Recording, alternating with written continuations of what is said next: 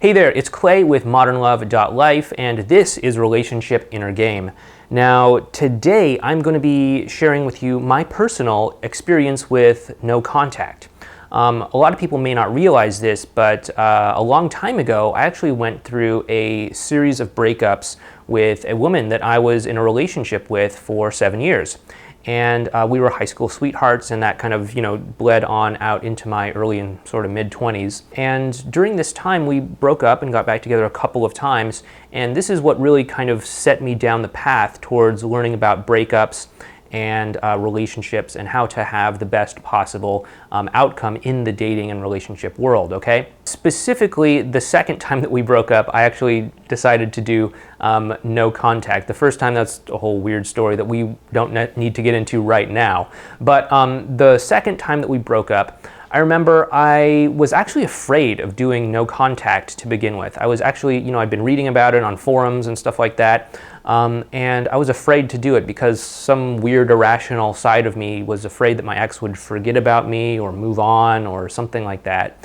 I know it seems kind of ridiculous to think that she would just forget about somebody who at that time we had been together for 5 years, but that's what I was afraid of. But eventually she said something to me, and it just kind of like really frustrated me and irritated me and kind of got me pissed off to the point where I just decided I was going to give it a shot. I just decided I was going to give the no contact rule a try. During this time, it was really tough for me. It was really hard for me to go through no contact, but because of this sort of falling out that we had right beforehand, I really wanted to detach myself emotionally from her, mostly because I realized that the person that I thought she wasn't really the person that she was in reality, okay? And I don't know, maybe I shouldn't be telling you exactly what happened, but basically at the time I was 22, I believe, and she was, I don't know, like 19 or 20 or something like that. And in the United States, where I live, you need to be 21 in order to buy alcohol. And so she kind of knew, I guess, in some level that she had me wrapped around her little finger. And so she called me up and asked me if I would buy some alcohol for her friends for their New Year's party. And basically she wasn't inviting me or anything like that. And so basically she was just using me to get alcohol. And that really pissed me off. So I said, goodbye. And I just hung up the phone and just went right into no contact at that point. I was really frustrated and kind of disgusted with this realization that she was actually, in this moment, either at best, someone who was just very easily manipulated by her friends and had no personal boundaries herself and would just do anything to be liked by other people, which kind of turned out to be the truth, or at worst, actually a very sinister, manipulative person herself who just wanted to get what she could out of me. And so I was really frustrated by this realization, and so during my period of no contact, I kind of detached myself emotionally from the person that I thought that she was, and I went back to finish my final year of university, really kind of building my own life around me in terms of building my own social circle, surrounding myself with new experiences, really focusing on my studies, really doing other things to really better myself, and also kind of putting into action what were, at that time, they didn't have anything like advanced relational skills, or at least not to my knowledge. So I was kind of learning and developing and putting these things together for myself. And so I think it was maybe after 3 weeks or 4 weeks or something like that, I was kind of living an entirely different life. I was not so attached to her emotionally. I was more invested in my own life, more invested in my own experience than I was in really gaining her approval or anything like that. So I had totally made this shift in my way of being, in my way that I was bringing myself to the world. And I remember I was in between classes at school, and I just went to go check my email. This was before smartphones, so you had to go to the computer lab to check your email.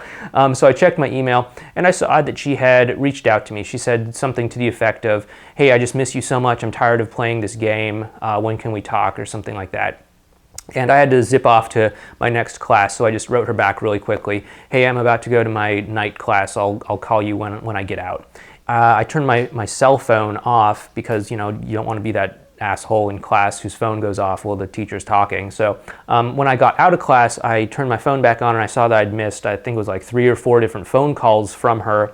She was, I guess, just really excited to hear from me. And so I called her back and we talked for a while. It was a pretty good conversation. And then shortly after that, we got back together, not got back together, but we met up for coffee, kind of just to see if we could, have each other in our lives in some capacity. We weren't like ready to be like, yes, we're dating again or anything like that, but we were just kind of testing the waters to see if we could be civil around each other, if it was going to be all these like weird emotions and stuff like that was happening before the no contact. And so we met at a coffee shop and talked, and our connection was actually kind of surprisingly good. And I won't bore you with all the details, but over the next couple of weeks and months, we took it slow. We took it slow. We rebuilt the connection. We sort of dated each other again and slowly moved things forward. And eventually, it got to the point where she actually asked me to be her boyfriend again. And that's the story of how we got back together that second time.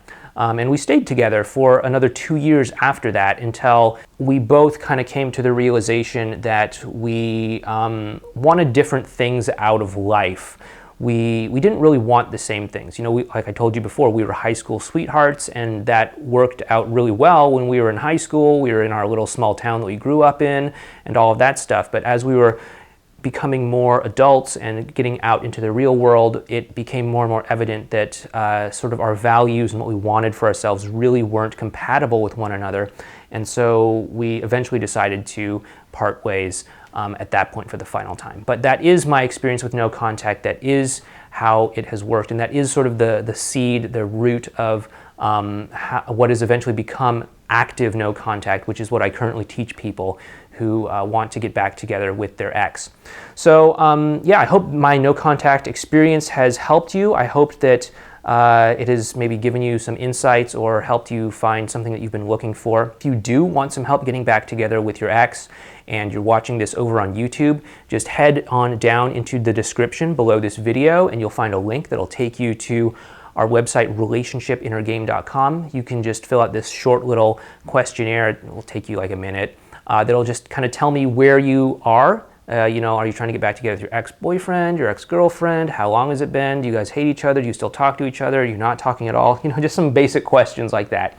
And then once I know that, I can start sending you some advice and strategies that will help you get back together with your ex. On the other hand, if you're watching this video on our website, modernlove.life, just head on down below as well too, and I will have hopefully put a link down there that you can click on that'll take you to a page that'll tell you a little bit more about some of our more advanced and sophisticated strategies to help you get back together with your ex. That should again be down below. Anyway, this has been Clay with modernlove.life on Relationship Inner Game, and once again, I hope this has helped you out. If you want to learn more about what we're all about, just click on those links down below. And if you have any suggestions or want to see me make a video about a particular topic, leave a comment down below. And of course, like and subscribe to help stay in touch with each other so that you can get notified when we upload new videos. Anyway, this is Clay. Talk to you next time.